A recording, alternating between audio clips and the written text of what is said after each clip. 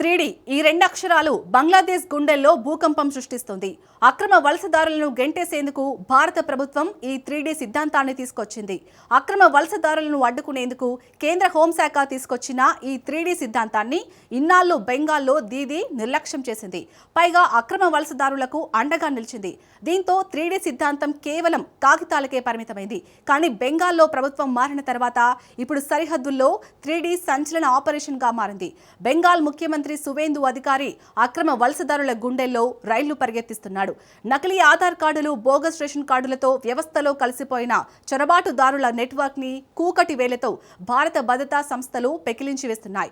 3D దెబ్బకు బంగ్లాదేశ్ ఎలా వణికిపోతోంది? Reverse warnings ఇస్తున్న ఢాకాకు భారత్ స్ట్రాంగ్ కౌంటర్ ఏంటి? సరిహద్దులను శత్రు దుర్భేద్యంగా మార్చే స్మార్ట్ బోర్డర్ ప్రాజెక్టు అసలు కదేంటి? Watch story. వలసదారులపై భారత్ 3D అస్త్రమేంటి? అక్రమ వలసదారుల గుండెల్లో వణుకు ఎందుకు? భారత్ బంగ్లా సరిహద్దుల్లో ఏం జరుగుతోంది? బెంగాల్లోని సరిహద్దు చెక్పోస్టుల వద్ద ఇప్పుడు వందలాది మంది ప్రజలు పడిగాపులు కాస్తున్నారు. చేతుల్లో బ్యాగులతో, కుటుంబాలతో గుమికూడి ఉంటున్నారు. ఇప్పుడు ఈ వీడియోలు నెట్టింట విపరీతంగా హల్చల్ చేస్తున్నాయి. అక్రమ వలసదారుల స్థావరాల్లో ఒక్కసారిగా భయాందోళనలు రేకెత్తుతున్నాయి. దీనంతటికీ కారణం అక్రమ వలసదారులపై భారత్ తీసుకొచ్చిన సరికొత్త 3D సిద్ధాంతమే కారణం. అసలు ఏమిటి 3D సిద్ధాంతం? డిటెక్ట్, డెలీట్, డిపోర్ట్ అనేదే 3D సిద్ధాంతం. దీని అర్థం గుర్తించు, తొలగించు, బహిష్కరించు.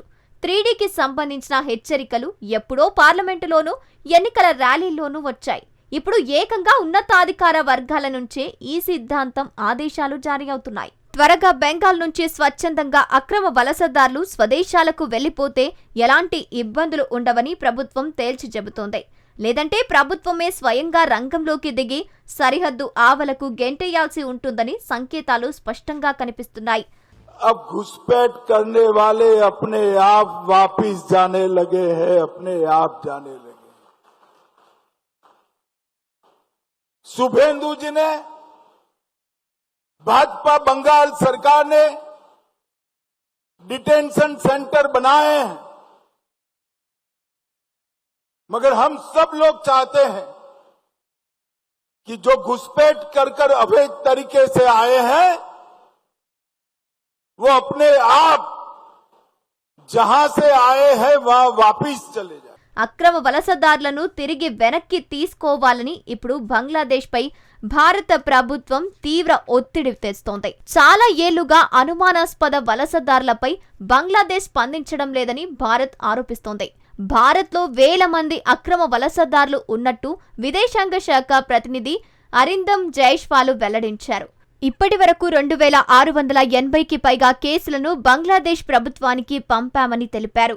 గత 5 ఏళ్లుగా లేదా అంతకంటే ఎక్కువ కాలంగా వారి జాతీయత ధృవీకరణ ప్రక్రియ పెండింగ్లోనే ఉందని తెలిపారు. ఈ విషయంలో బంగ్లాదేశ్ నుంచి వీలైనంత త్వరగా స్పందన వస్తుందని ఆశిస్తున్నట్టు తెలిపారు. All illegal nationals who are staying in India, they will be dealt as per law. Now, in the case of Bangladesh, as I had informed you earlier, we have referred 2,680 cases or more than 2,680 cases to the Bangladeshi side for them to verify the nationality of those people that we have handed over the names of. Once this nationality verification is done, then we'll be in a position to deport these people, these nationals of Bangladesh. In many cases, I had told you earlier that these verification is pending for more than 5 years or so, and it is our expectation that we will receive an early response from Bangladesh on this particular issue, so that the bilateral arrangement that we have between both the countries, based on that, these people who are staying here, they can be sent back to or deported back to Bangladesh. తాజా నివేదికల ప్రకారం 335 మంది అక్రమ బంగ్లాదేశీ వలసదారులను బెంగాల్లో ఏర్పాటు చేసిన detention సెంటర్లకు తరలించారు. డిటెన్షన్ సెంటర్లు అంటే వలసదారులను నిర్బంధించే శిబిరం. వారికి అక్కడ ఎలాంటి శిక్షలు వేయరు. వారి పత్రాల వెరిఫికేషన్ పూర్తయ్యే వరకు అక్కడే ఉంచుతారు. బెంగాల్లో ప్రస్తుతం 11 డిటెన్షన్ సెంటర్లు ఏర్పాటు చేసినట్టు తెలుస్తోంది. ఎన్నికల సమయంలో అక్రమ వలసదారులను తరిమేస్తామని బీజేపీ హామీ ఇచ్చింది. ఇప్పుడు ఆ హామీని అధికారికంగా ఆచరణలోకి తీసుకొచ్చింది. గత కొన్నేళ్లుగా బంగ్లాదేశీ వలసదారులపై బెంగాల్లో మమతా బెనర్జీ ప్రభుత్వం నిర్లక్ష్యంగా వ్యవహరించింది. పైగా అక్రమ వలసదారులకు టీఎంసీ ప్రభుత్వం రక్షణగా నిలిచింది. వలసదారులపై కేంద్ర ప్రభుత్వం తీసుకొచ్చిన చట్టాలను ఏమాత్రం మమతా బెనర్జీ అమలు చేయలేదు. పైగా చట్టాలను అమలు చేసేందుకు దీదీ నిరాకరించింది. 2025లో బంగ్లాదేశీ రోహింగ్యా వలసదారుల గుర్తింపుకు కేంద్ర హోంశాఖ మంత్రిత్వ శాఖ గైడ్ లైన్స్ జారీ చేసింది. కానీ వాటిని మమతా బెనర్జీ ఏమాత్రం అమలు చేయలేదు.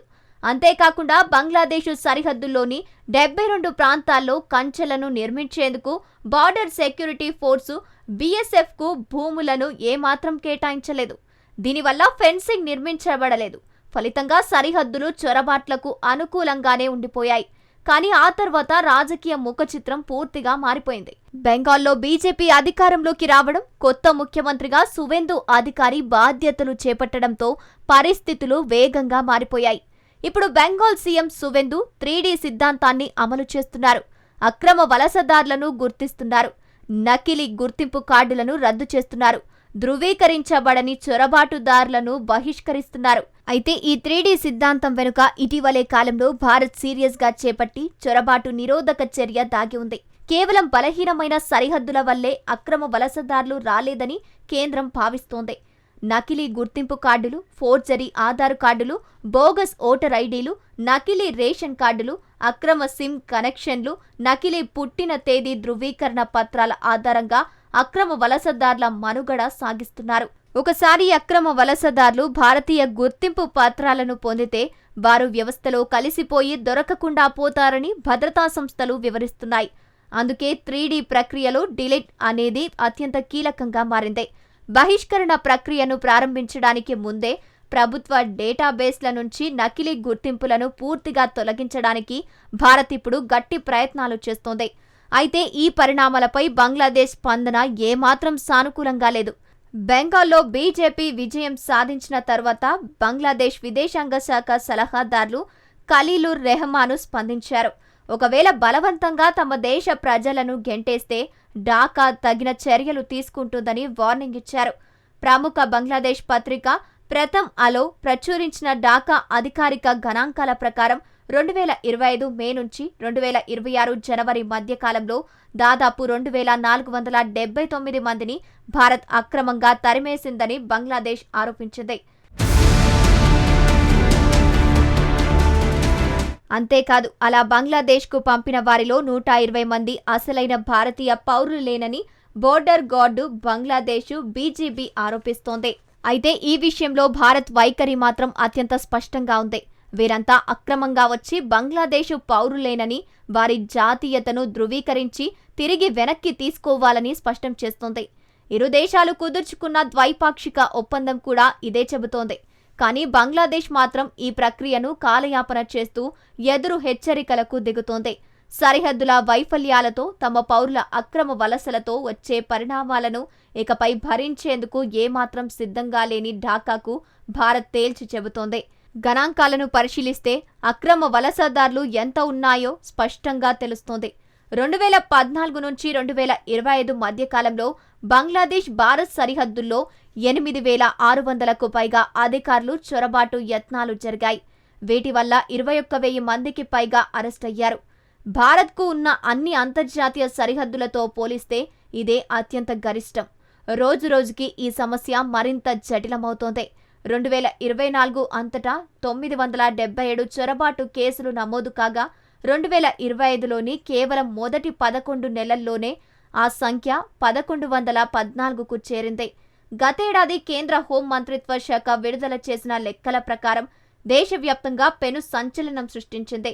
కేవలం 2024 ఒక్క సంవత్సరంలోనే ఈ సరిహద్దు గుండా అక్రమ చొరబాట్లు, సరిహద్దు దాటి జరిగే నేరాలకు సంబంధించి ఏకంగా 32 లక్షలకు పైగా సంఘటనలు చోటు చేసుకున్నాయి. ఈ నేపథ్యంలో గత మే నెలల్లో కేంద్ర హోంమంత్రి అమిత్ షా ప్రతిష్టాత్మకంగా స్మార్ట్ బోర్డర్ ప్రాజెక్టును లాంఛనంగా ప్రారంభించారు. స్మార్ట్ బార్డర్ కింద డ్రోన్లు, రాడర్లు, అత్యాధునిక కెమెరాలు, సెన్సార్ల సహాయంతో సరిహద్దులను పర్యవేక్షించనున్నారు. పాకిస్తాన్, బంగ్లాదేశ్లతో ఉన్న భారత్కు 6,000 కిలోమీటర్ల సుదీర్ఘ సరిహద్దులు ఉన్నాయి. వాటిని ఇప్పుడు శత్రు దుర్భేద్యంగా చొరబాట్లకు తావులేని విధంగా మార్చాలని కేంద్రం లక్ష్యంగా పెట్టుకుంది. దీంతో బంగ్లాదేశ్, పాకిస్తాన్ చొరబాట్లకు చెక్ పడుతుంది.